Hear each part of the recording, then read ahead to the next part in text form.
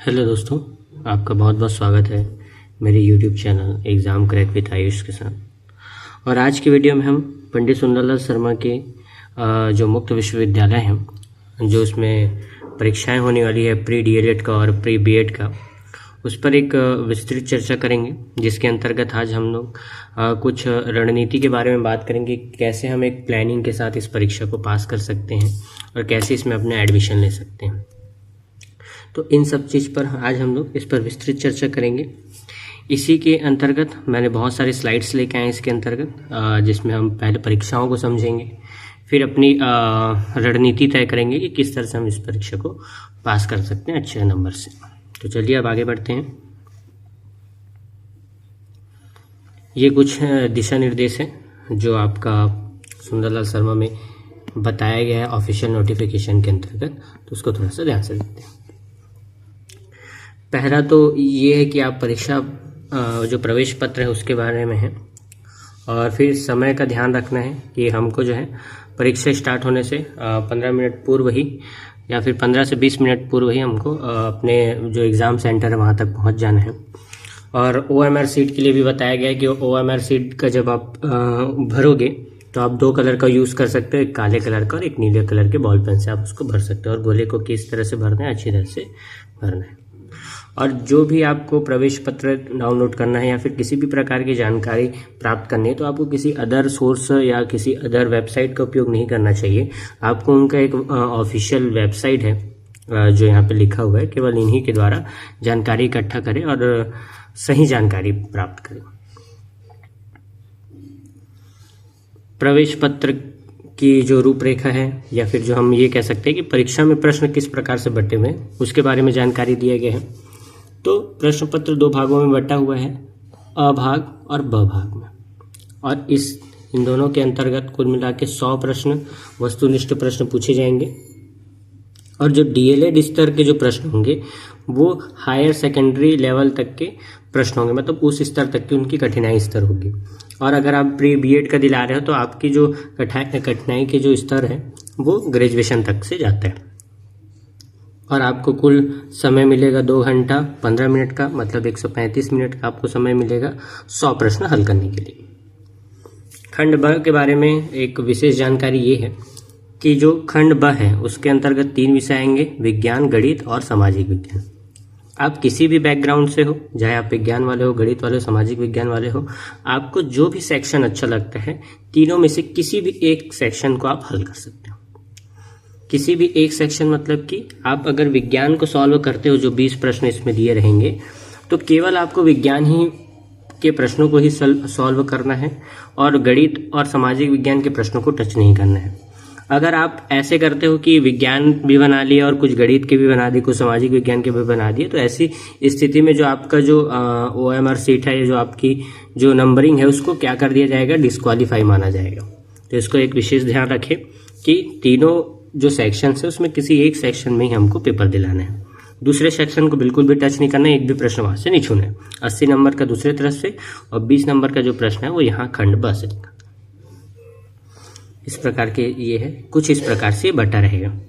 ये जो दिख रहा है सेक्शन 1 से लेके सेक्शन 5 तक, ये इसका पार्ट 1 है। पार्ट ए है या अ है, ये तो सबके लिए कॉमन रहेगा, ये सबको बनाना है। लेकिन यही जो खंड ब जो 20 नंबर का पूछा जाएगा आपसे, इन्हीं प्रश्नों को आपको किसी भी एक सेक्शन का बनाना है, कोई भी जो आपको अच्छा लगे। इसमें किसी भी बैकग्राउंड के हिसाब से कोई भी बैरियर नहीं है। किसी भी तैयारी के 3 स्तंभ जो ज़्यादातर माने जाते हैं, और ये चीज़ मैंने खुद अपने प्रिपरेशन में फॉलो किया है कि आपको तैयारी करनी है तो सबसे पहले आप सिलेबस उठा लीजिए। सिलेबस उठाने के बाद जितने भी उसके की पॉइंट्स हैं सिलेबस के, उसके अनुसार आप उसके लिए शॉर्ट नोट्स या फिर किसी वीडियो के माध्यम से उसका नोट्स प्रिपेयर करें। जब ये सारे नोट्स बन जाए उसके बाद जो है आप प्रीवियस ईयर क्वेश्चन पेपर 4 से 5 साल को देखें, ताकि आपको एक आइडिया लग जाए कि पेपर का लेवल क्या रहता है और किस तरह से प्रश्न पूछे जाते हैं। और फिर उसके बाद आप लास्ट स्टेज में, तीसरे स्टेज में आप जो है मॉक टेस्ट लगाएं, ताकि आपका एक स्पीड बना रहे पेपर दिलाने का और एक रूटीन में रहो कि आप परीक्षा को किस तरह से टाइम के अनुसार मैनेज करना।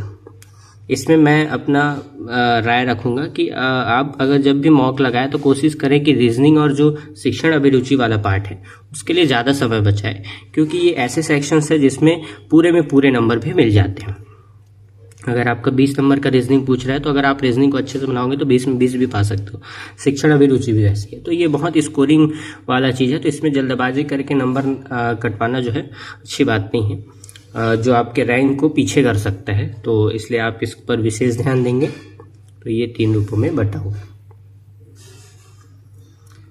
शिक्षण अभिरुचि में आपको क्या पढ़ना है जो 20 नंबर का है, इसके बारे में तो मैं बहुत सारी सीरीज़ लेके आ ही रहा हूँ। जो चाइल्ड डेवलपमेंट पेडागोजी वाला पार्ट है, तो इसमें यही बताया जाता है कि आदर्श शिक्षक क्या होता है, हमेशा शिक्षक की क्या भूमिकाएं होती है, किस तरह से बच्चे की असफलता के पीछे बच्चे का हाथ नहीं रहता, शिक्षक का हाथ माना जाता है।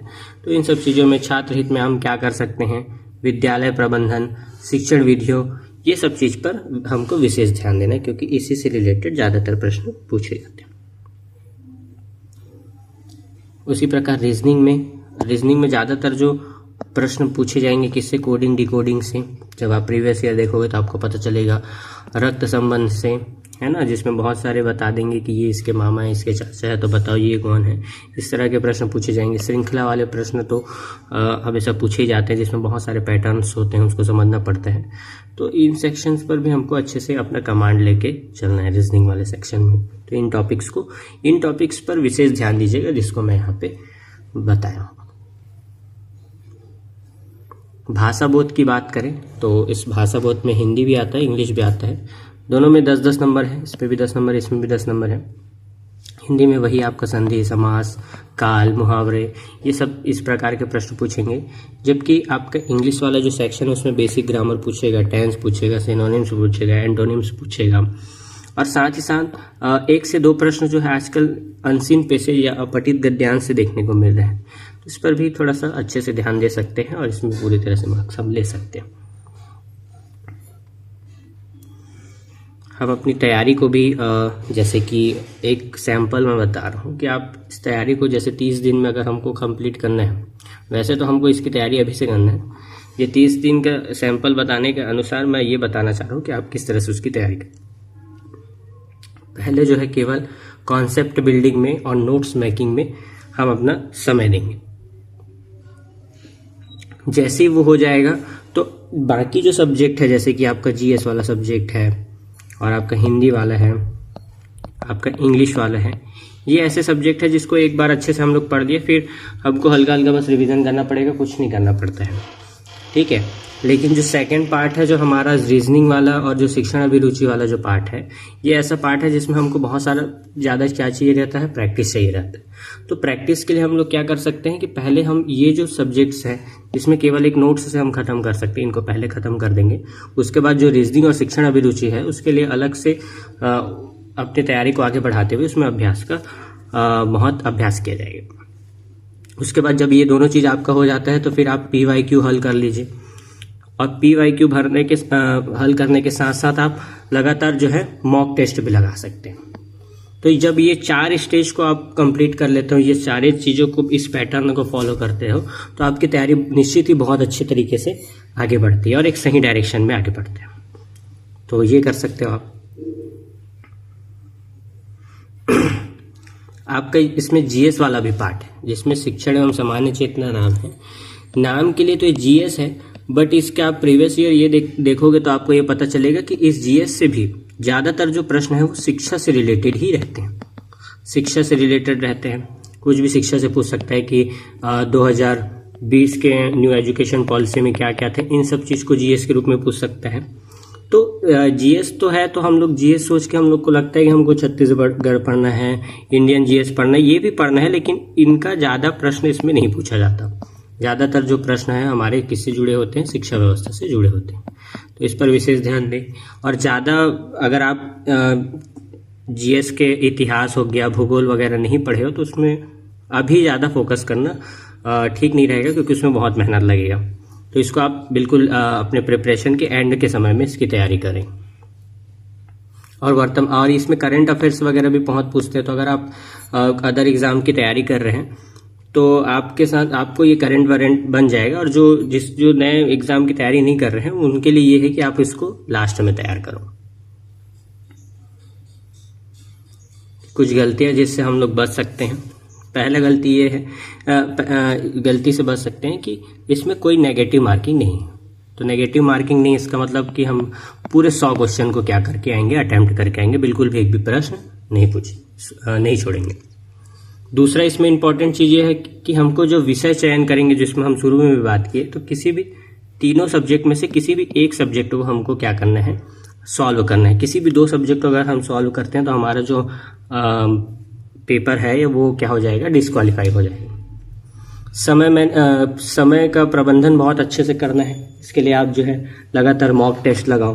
लगातार मॉक टेस्ट लगाएंगे तो हमारा जो टाइम मैनेजमेंट है वो ऑटोमेटिकली सुधर जाएगा। फिर हम ये समझ जाएंगे कि कौन सा प्रश्न कठिन है तो उसको हम छोड़ दें, आगे बढ़ जाएं। इस प्रकार का जो चीज़ें हैं वो आप टेस्ट दिलाते समझोगे।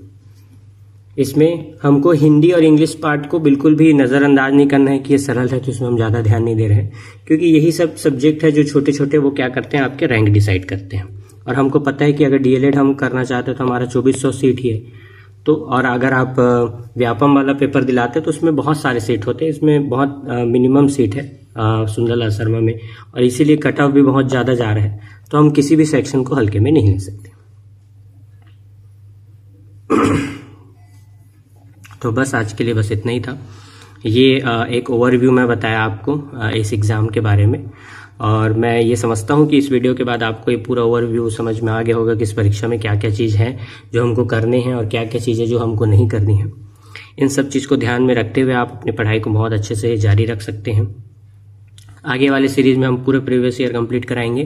प्रीवियस ईयर के सारी वीडियोस आप बिल्कुल ध्यान से देखें और उसके कीवर्ड्स के साथ उसका नोट्स भी बना लें, क्योंकि ज़्यादातर ये देखा गया है कि प्रीवियस ईयर क्वेश्चन जो है क्या हो जाते हैं, रिपीट हो जाते हैं।